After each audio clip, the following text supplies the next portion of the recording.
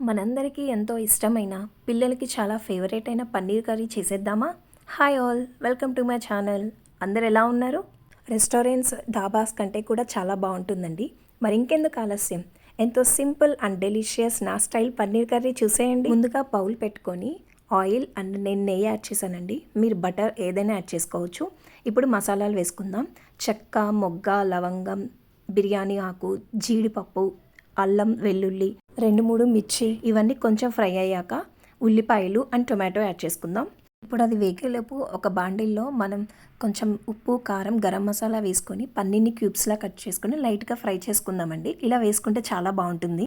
ఇప్పుడు ఈ మిక్స్చర్ చల్లారాక ఒక మిక్సీ జార్లో వేసుకొని మెత్తగా పేస్ట్ లాగా గ్రైండ్ చేసుకోండి.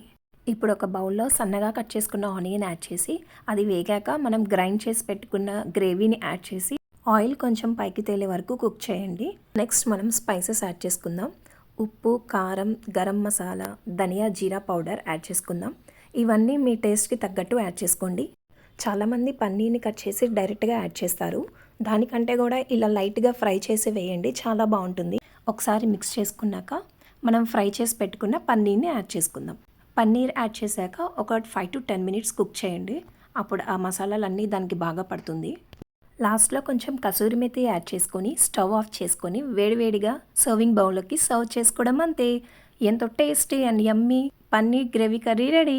మీరు ట్రై చేసి ఎలా ఉందో కమెంట్ చేయండి. ఈ వీడియో నచ్చితే ఒక లైక్ చేయండి. ప్లీజ్ ఛానల్ని సబ్స్క్రైబ్ చేసుకోవడం మర్చిపోకండి.